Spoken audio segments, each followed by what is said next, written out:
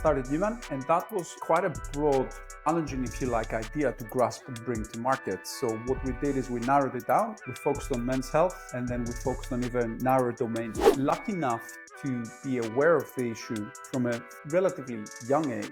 And even though I was aware of the issue, because I didn't stay on top of it as well as I should have, I found myself with early onset of atherosclerosis in my early 40s. If you think about health outcomes and health equity and access, what it boils down to is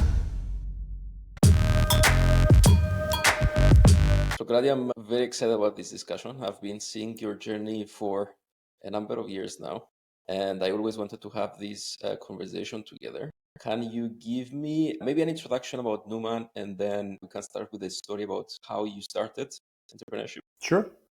Thank you, Kyriakos. Likewise, thank you for the invitation, and really good to be speaking with you. So Numan, I started Numan in 2018. So we're gonna be we're in our 6th year now. We'll be 6 years old this summer, which is simultaneously believe that it went by so quickly, but you know what kind of the journey feels like a very long time and a very short time at the all together. So how we got here, Numan is my 3rd business. So I've now been an entrepreneur, if you like. I've either been starting a business, growing a business, or sometimes investing in a business for the best part of the last 17, 18 years. And the first inception behind this idea came to me after I had sold my first business. I was at the time quite burned out. I was both at the same time very proud and very pleased of what we had achieved. That journey of starting a business, taking it to profitability, scaling, and then exiting. And I had started my first company when I was 27 was hard.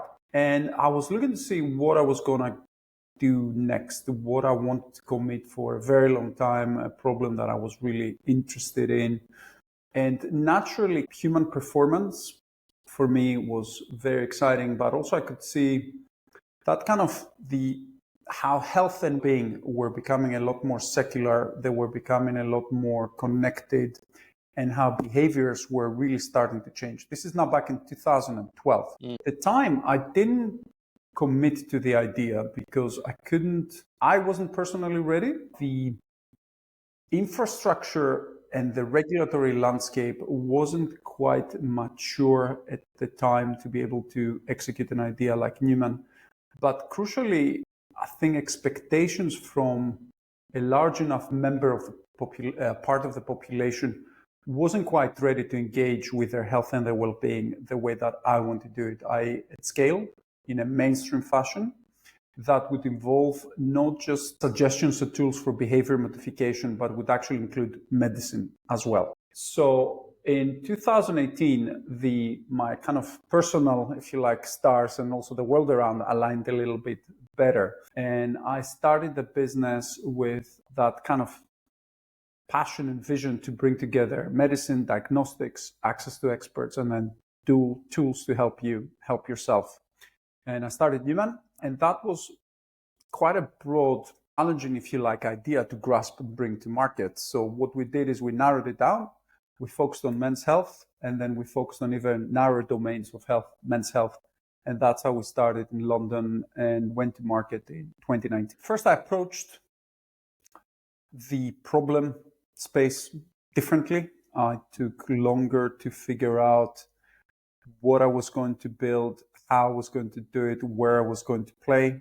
I took a different approach to fundraising, a lot more committed to raising more earlier than before, and worried less about certain things that I, was worrying about as a first-time entrepreneur, and then really focused on that end-to-end funnel that involved distribution and not just product, which is painful lessons I had. I'll get into distribution in a bit. What was the first product like when you launched? It was simple. It was, in our eyes, it's simple, right? So we focused on one of the areas of men's health that is often overlooked. It is really riddled with stigma, but it is also an area where the problem is undeniable and yet the awareness around the solutions to that problem are also not very well understood, or at least they were not very well understood in 2019 when it went to market.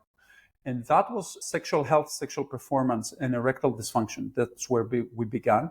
And we followed that quickly with hair loss. Now, this may seem the challenge and the opportunity there is that these are pretty fundamental conditions affecting a man's health and well-being. What I mean by that, if you have issues with your erections, you could have a number of underlying health causes. You could have a number of areas that you need to understand better and you need to act on. And the lack of satisfaction there can have a downstream effect that is really can be quite devastating in some cases, right? It affects relationships, it affects self-esteem. It is a real issue.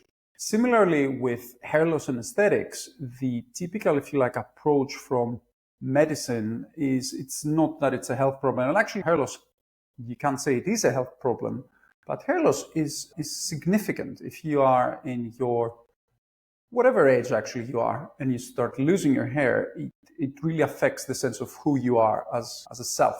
At the time, even though those solutions were really undeniable, you can't deny either of those things that you have them. They're not like invisible things you need to be diagnosed. The understanding around the solutions around both of those things was not what it could be. So you had that combination where there was a lot of, call it latent demand. People wanted to do something about those issues. People were not aware that they could have effective solutions that they could trust. Everybody knew, of course, of Viagra, but people thought of it as something different, something else, something perhaps for much older men, something that it wasn't really okay for you to do. And when it came to hair loss, again, a lot of the solutions that are safe, effective, that you can access, but you need clinical support, you need to engage with a doctor to be able to safely understand and get access to, were difficult to get hold of, difficult to understand, difficult to get hold of, and then difficult to find the right, fit between the medication and your need. And that was a perfect problem to apply a digital first approach because the clinical risk is very manageable. The solution is contained. You only have a limited amount of available treatments to work with when it comes to at least pharmacological treatments. And you could execute across the whole awareness, brand building, and then onboarding and managing patients using a playbook that was readily applied in a whole bunch of other industries, but you could bring to bear in a space like health. I remember when I was in the military, and when you're very young and people losing hair, folks doing all these medicines and drugs that were pretty weird back in the day. And now that you're mentioning it, it came to my mind that all of those years it was very weird, and people were going to great extents to find more information. Whereas in this case, it's very obvious. It's also blood-based and so on. That's very interesting. What about, when did you introduce blood analysis? Was this at the beginning or was it? It wasn't. We did that about 2 years in. We started our first diagnostic product. And again, to go back to the previous point, the people would go to great lengths and they would also put themselves at risk at times.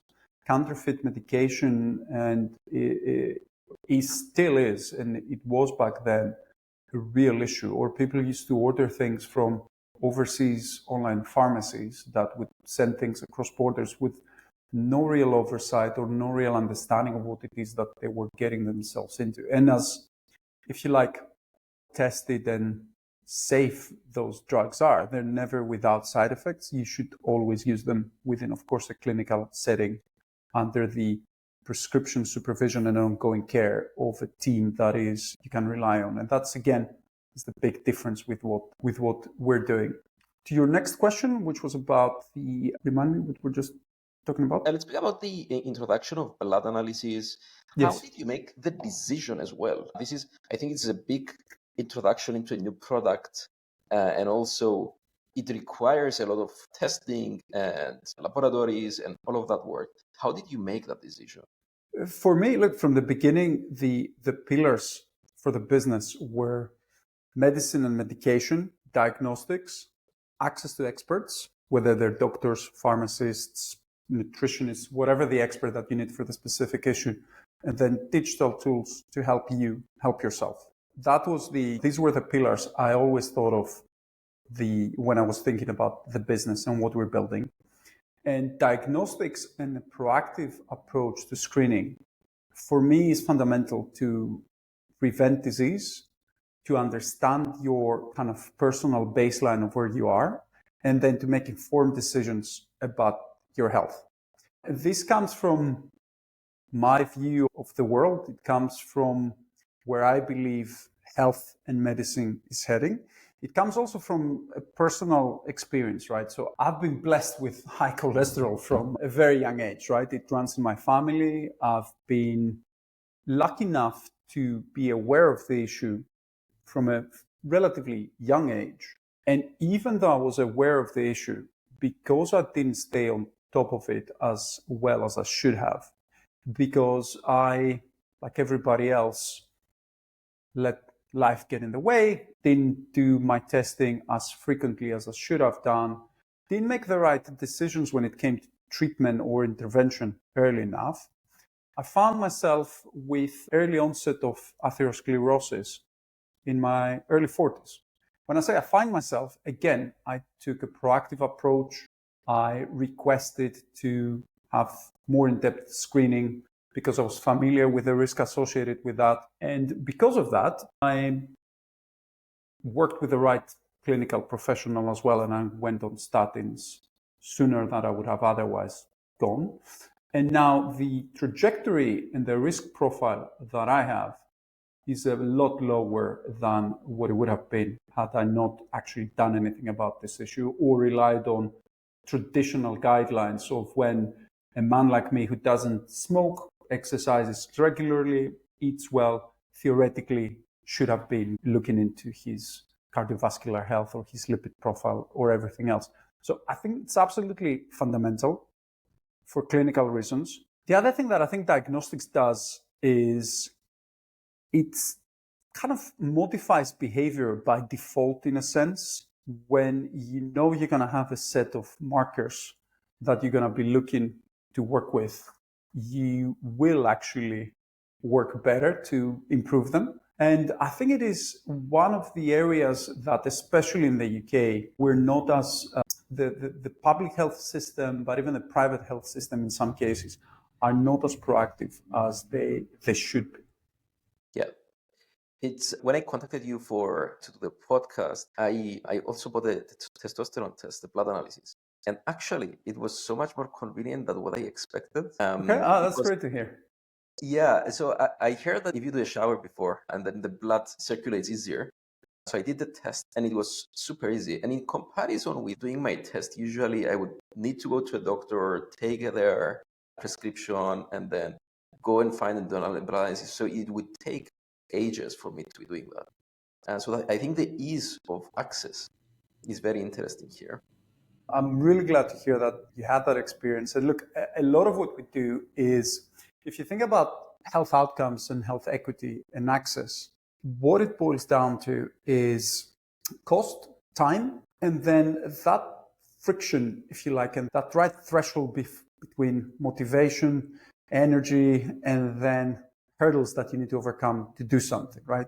I believe most people have a general sense roughly of what it is that they need to be doing. The reason they don't do it, if you take out a lot of the, if you like, more deep psychological or social barriers that inhibit people from taking action to their health, are that, again, life gets in the way, or as building products, the moment you introduce friction into something, you drastically reduce the probability that it's going to happen.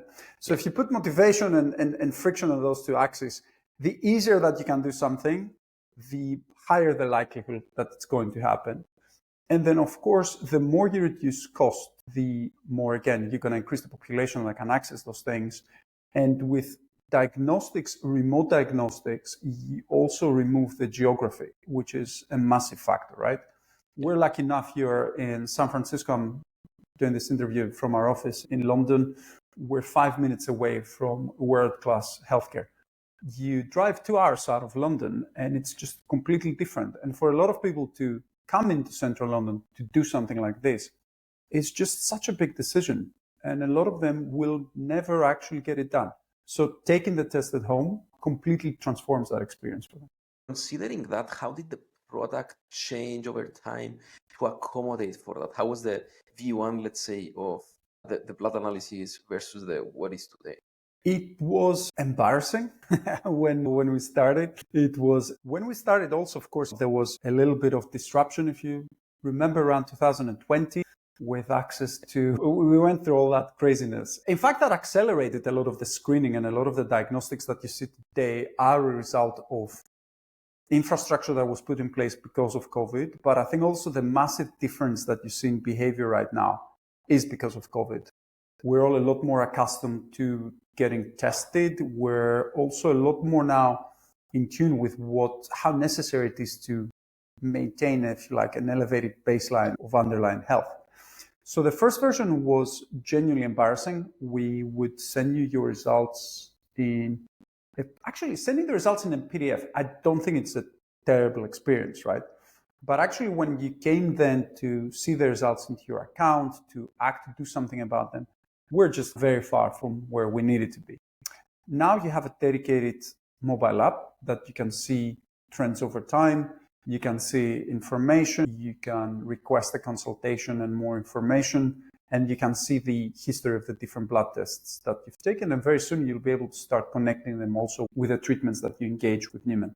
So still ways to go. I think it's that area is becoming a lot more interesting, both in the breadth of diagnostics and screening that you can do, but also the depth of that experience. But at least now we do have a much better platform to build from than when we're getting started. You mentioned at the beginning doing bigger fundraising from the very early on.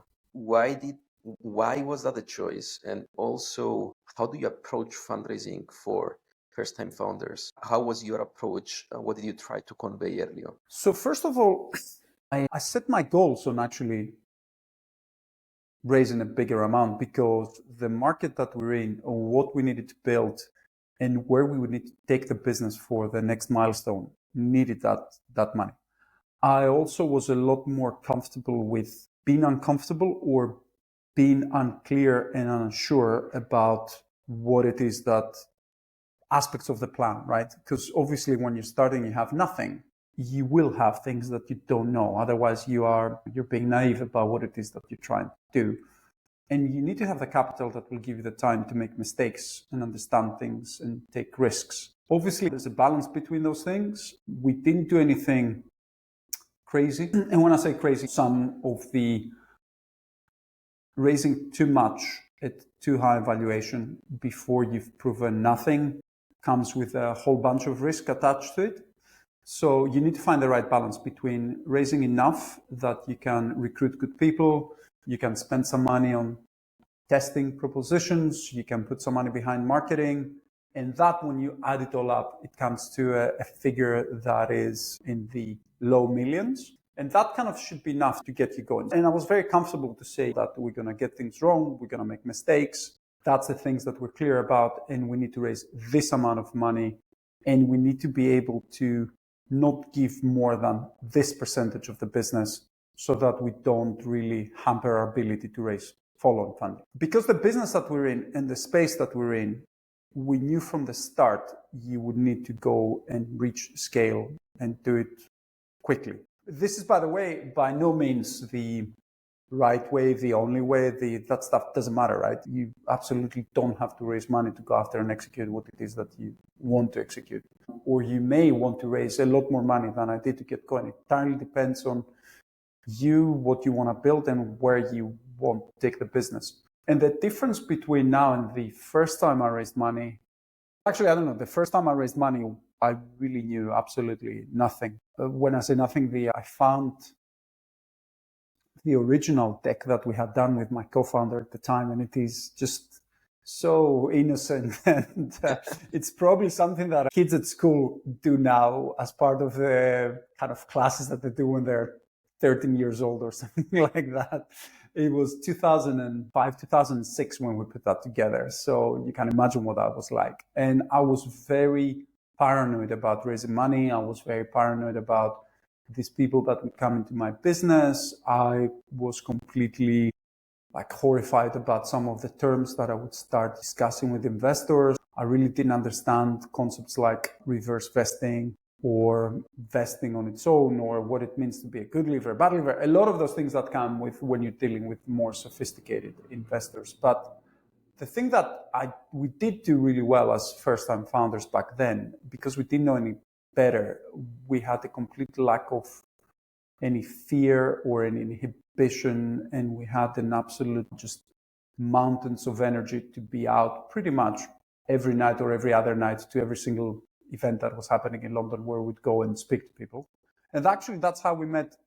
Our first investor was somebody that I worked for in my first job as a graduate. Then my first job was at Vodafone. I did an internship for the CTO of Vodafone at the time for 6 months. And after I had left, I joined another startup. And about 2 years after that, I called him up and I went to see him and I pitched him and he invested because, I don't know, he liked us and he believed in us.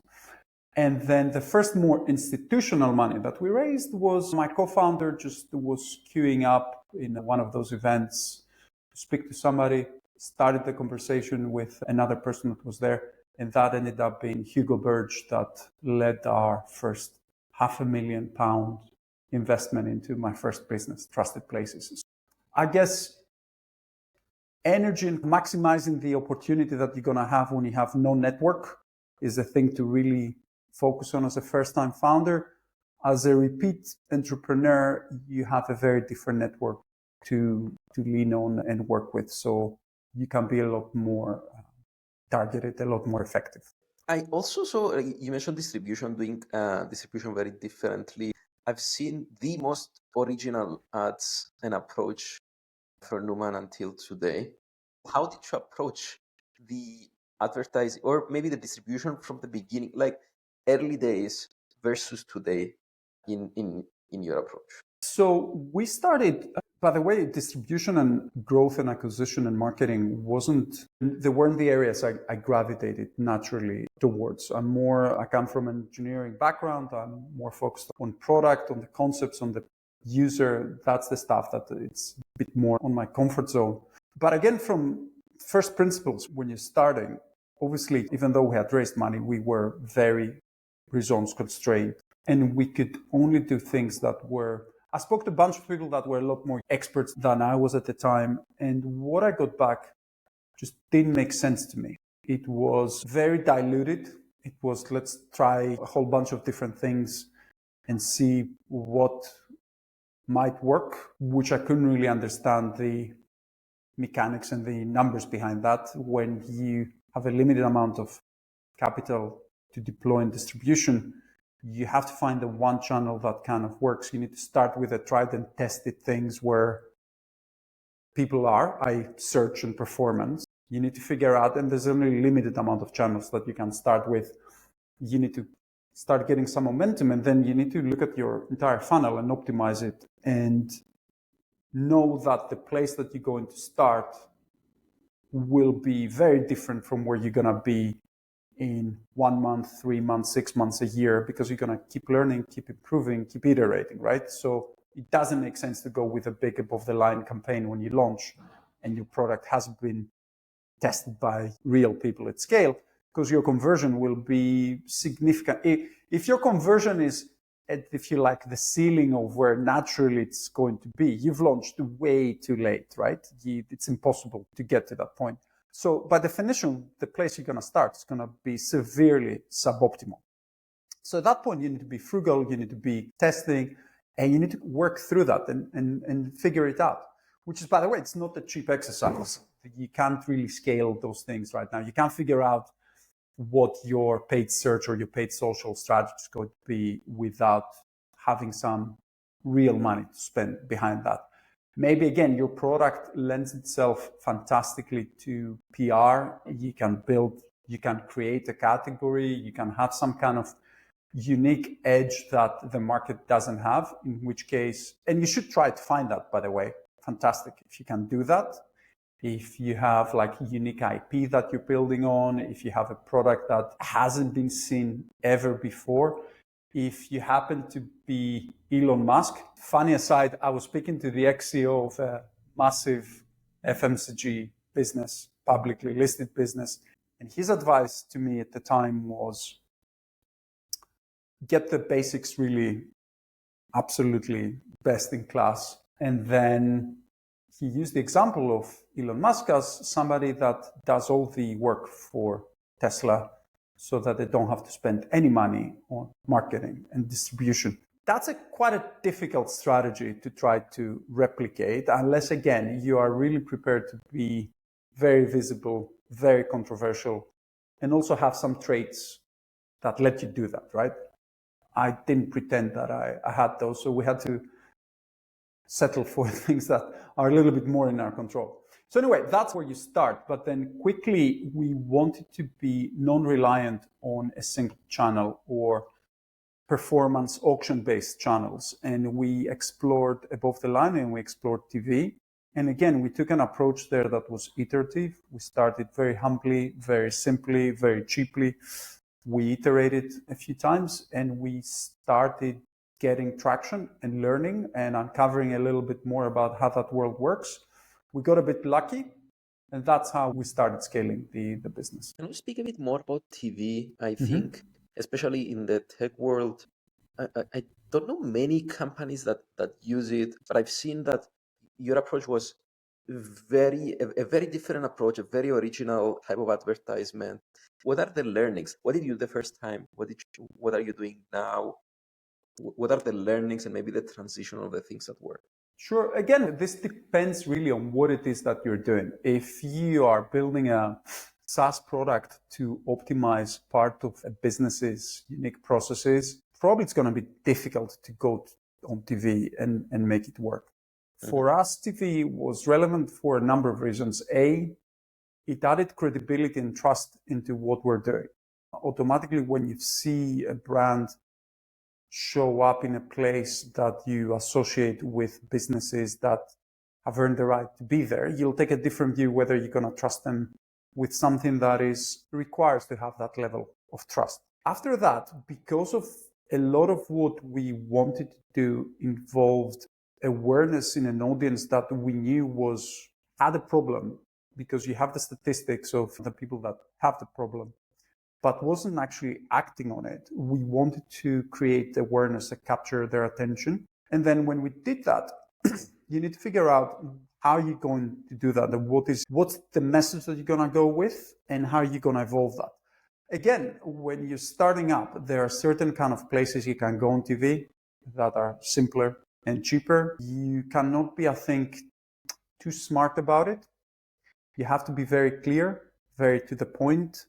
If you think about a really high-end, abstract, very brand-led comms campaign that is perhaps a little bit obscure about what the product does or what it is there to do, if you go with that approach, which is quite easy to do if you let your ego or your preconceptions dictate your decisions, you are likely to fail. When you're starting out, you need to be quite clear, quite distinct. You need to be doing selling, and you need to go with a message that is going to be really well understood and it's going to convert. And that's where you're going to start. You do need to have certain necessary ingredients, right? So this idea of distinctive brand assets, again, a lot of people are trying to think about how they need to be different, how they're going to be unique, how they're going to be, perhaps have certain attributes of the brand that they believe are the ones that they should have. The main thing that you need to do is you need to be distinctive so that people will remember you. You need to create relevant memory associations with what it is you're trying to do and the message that you're going to try to convey. And then you need to use creativity to capture people's attention. And that's how we evolved our strategy. We started with a very simple 30-second advert that said exactly what we did. We evolved to something that was a lot more provocative and attention grabbing. And then after that, we graduated to a world that we have now that is, again, quite distinctive and very different than what the category actually typically does. But aesthetically, it's a lot more kind of cohesive. It's a bit of, it lets us build different narratives, and it serves as a kind of communication platform for everything that we want to do as Numan, which is not the original categories that we started with, but it is a ecosystem around your health for a number of conditions with a number of products. How do you measure these things? Is it that direct sales, for example, the moment that an advertisement is happening, or are there different ways of measuring? You won't see the sales immediately, typically with TV, but you will, especially if you do it early on, your attribution is fairly simple because you will be able to see the fluctuations that you're going to have in your traffic according against your typical baseline. You can measure response times fairly accurately because you can track when your media is shown and what happens. But then you need to be able to figure out how that actually translates in conversions in revenue across a period of time. And as you scale, that becomes a little bit more complex. In fact, it becomes a lot more complex. You need to build your own view of the world. How are you going to do your attribution? What kind of econometric model you're going to create? How are you going to use data science around all the data you have collected at that point? And that will get you some of the answer. It won't give you the whole answer, but you can refer to your own data over a period of time. You can supplement that with different surveys, different ways that you can actually ask your audience. You can refer to research that's been done before. But I think a lot of those things, you need to also apply that kind of logic test and that first principles, like think it through. If it really makes sense and if it adds up, go back to your data and then build your own tools to be able to figure out what that will tell you. It is not a simple exercise, but if you're going to build something that has a big consumer appeal, I think it is hard to not have it as part of your mix, especially if you're going to try to follow a strategy that is a little bit more robust, i.e. you're not depending on what policy is going to change in X platform that you're using, and a bit more scalable, and will also let you deploy spend in ways that are perhaps non-linear. And above the line lets you do that quite effectively. Very interesting. If we get back into the proposition now, how do you evolve from here onwards? What are the plans? So if you think about the journey that we've been through and that where we started from, right? And where we started from, better than I do, the challenges with infrastructure and accessibility and interoperability when it comes to health. We had to build pretty much everything by ourselves. But sorry, let me back up. We didn't have to, because you could execute the model of what we're doing by stitching together different platforms and different components, and you could get going quickly. But you would have found it impossible, I believe, to scale beyond a certain level. And you would have also found it impossible to really make the economics work. So with Numan, in our third year of operations, we acquired our pharmacy partner. So we started integrating, becoming a much more integrated group that really owned the entire user experience from very early on, from pretty much the inception of the business. We registered to become a healthcare provider to be regulated by the Care Quality Commission, which is the regulator that oversees the delivery of care in England and Wales, because we believe that you needed to own those parts of the experience, deliver the experience that you want, to understand it deep enough, but also to make the economics and the margin profile of the business that you're building work. So we started, and again, the promise and the proposition to the patient at the time was safe and accessible access to medication that can help you alleviate symptoms of a certain problem that you have. We layered on top of that diagnostics so that you can understand your underlying health better as a whole, but also specifically to the areas that we can help you with. And most recently, we started adding the kind of different journeys, with obesity being, if you like, the initial wedge in that. where we will give you medication that will deliver results for you over a longer period of time. It won't be an instant erectile dysfunction, I want better erections, I take a pill, I see the result. It won't be also as simple as hair loss in terms of the kind of the product that you're getting. With medication around obesity, you need to understand the starting point, and then you need to evolve the patient on a journey that has like a personalized titration program for that patient, which means that the way that you find medication success is very different. And the way that you engage the patient through that journey is also a lot more sophisticated than just sending them a medication through the letterbox every month or every 3 months. But with weight, we don't just stop at giving you the medication. We also, again, onboard you on the mobile app that has dedicated content that can educate you and help you understand nutrition, mindset, sleep, and exercise. And it will connect you also with a team of coaches that are there to support you along the journey, either as accountability partners or experts that can provide specific plans, action points, and support as and when you need it. We're adding after that diagnostics that are relevant to your metabolic kind of health and what that looks like. And that's when you start seeing that original vision that I've talked about just come together in one place. The way we apply that and the platform that we've built to deliver that experience, we're not looking to expand it into other areas of health that are quite relevant to what we do. And we see a huge opportunity to serve. We've now served 500,000 patients in the UK alone. And we see a massive opportunity to actually scale from this point with the brand recognition, with the infrastructure and the momentum that we have to really have impact into millions of patients here across a number of conditions. And then after that, still there are billions of people globally that deserve better access to health. And the way to deliver that is through technology.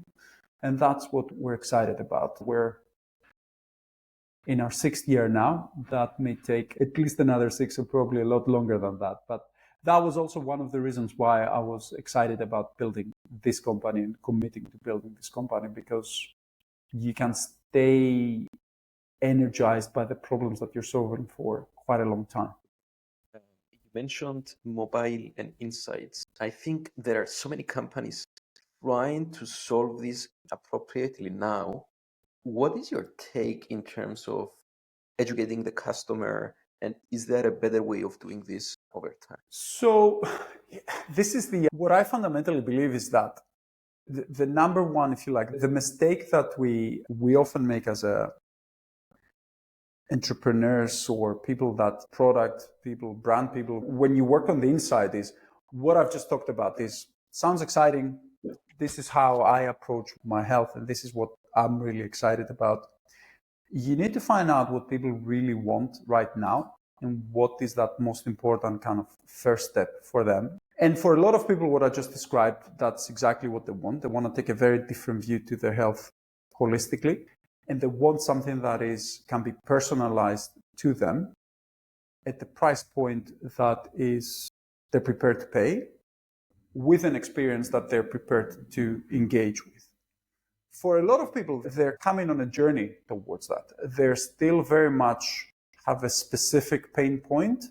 They need a specific solution. And the most important thing for them is ease. They want something that is at the kind of the least amount of effort and a maximum amount of results. And that is universally true, right?